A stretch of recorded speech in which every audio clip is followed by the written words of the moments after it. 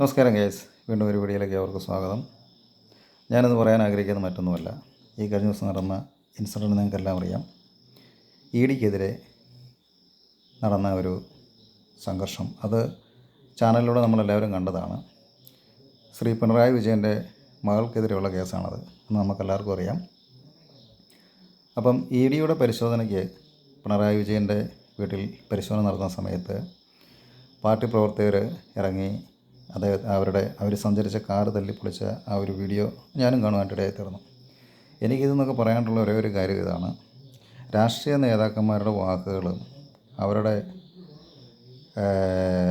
സംസാരത്തിലെ എനർജിയൊക്കെ ഉൾക്കൊണ്ടുകൊണ്ട് സ്വന്തം കുടുംബം മറന്ന് ഇങ്ങനെയുള്ള കാര്യങ്ങളിൽ ഇടപെട്ട് കഴിഞ്ഞാൽ ഒരു പരിധി കഴിഞ്ഞാൽ ഈ പറയുന്ന ഒരു നേതാക്കന്മാർക്കും നിങ്ങളെ സപ്പോർട്ട് ചെയ്യാൻ പറ്റത്തില്ല.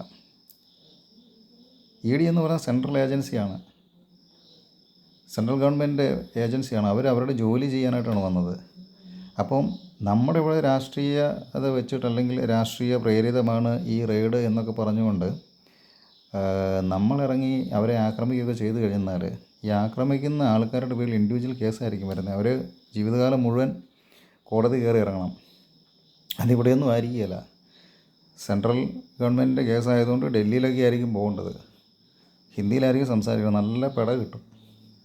അവരുടെ ജീവിതം നശിക്കും, കുടുംബജീവിതം പോകും, ഫാമിലി മൊത്തത്തിൽ താറുമാറായി പോകും. കാരണം ഇപ്പം എം സ്വരാജ് ഉൾപ്പെടെ പല പാർട്ടി നേതാക്കന്മാരും സംസാരിക്കുന്നത് ഇവരെ ആവേശം കൊള്ളിക്കുന്ന രീതിയിൽ, ഇവരെ തല്ലും കൊല്ലും വെട്ടും എന്നുള്ള രീതിയിലുള്ള ആ ഒരു സംസാര രീതിയൊക്കെ ശരിക്കും പറഞ്ഞാൽ മണ്ടന്മാരായ അണികൾ ഇത് കേട്ടിട്ട് ഇവരുടെ ധാരണ ഇരിക്കുന്ന ഇവരെല്ലാ കാലത്തും ഇവരെല്ലാം സംരക്ഷിക്കുക. കുറേ കഴിയുമ്പോൾ ഇവരൊക്കെ വിട്ടുപോകും. ഇത് പ്രിയ സഹോദരന്മാരെ, ഞാൻ പറയാൻ ആഗ്രഹിക്കുന്നതാണ്: രാഷ്ട്രീയമൊക്കെ ഉള്ളത് നല്ലതാണ്, പക്ഷേ അതിന് വേണ്ടിയിട്ട് അനാവശ്യമായ കാര്യങ്ങൾ ഇടപെട്ട് ജീവിതം കളയരുത്.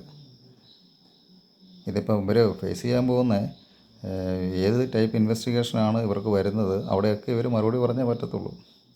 സെൻട്രൽ ഏജൻസി ഇതിനെക്കുറിച്ച് ഇൻവെസ്റ്റിഗേറ്റ് ചെയ്യുമ്പോൾ എന്തുകൊണ്ട് ഇവർ ചെയ്തു, സെൻട്രൽ ഏജൻസി എന്തുകൊണ്ട് ഇവർ തടഞ്ഞു എന്നുള്ളതിനൊക്കെ ഇവർ മറുപടി പറയേണ്ടി വരും. ചെറിയൊരു കാര്യമല്ല ഇത്. അതുകൊണ്ട് പാർട്ടി പ്രവർത്തനം നല്ലതാണ്, രാഷ്ട്രീയം നല്ലതാണ്. അത് ഒരു പരിധി കഴിഞ്ഞ് എന്ത് ചെയ്യാൻ പാടില്ല, ആകാൻ പാടില്ല. ലൈഫ് നശിച്ചു പോകും. ഇന്ന് ഇന്ത്യയിൽ ഒരിടത്തും ഇല്ലാത്തൊരു പാർട്ടിയാണ് കമ്മ്യൂണിസ്റ്റ് പാർട്ടി. ഒരു സീറ്റ് പോലും ഇല്ല, അല്ലെങ്കിൽ ഒരു രീതിയിലും ഭരണത്തിൽ ഒരു സ്റ്റേറ്റിൽ പോലും ഇല്ലാത്തൊരു പാർട്ടിയായി മാറിയിരിക്കുകയാണ്. ഞാൻ പാർട്ടിയെ കുറ്റപ്പെടുത്തുക അല്ലെങ്കിൽ രാഷ്ട്രീയമായി അത് നിങ്ങളുടെ ഇഷ്ടമാണ്. പക്ഷേ ചെന്ന് കുഴിയിൽ ചാടി കഴിഞ്ഞാൽ കരകയറാൻ വലിയ പാടായിരിക്കും. കാണാൻ അടുത്ത വീഡിയോ. അതിലേക്കും ബൈ.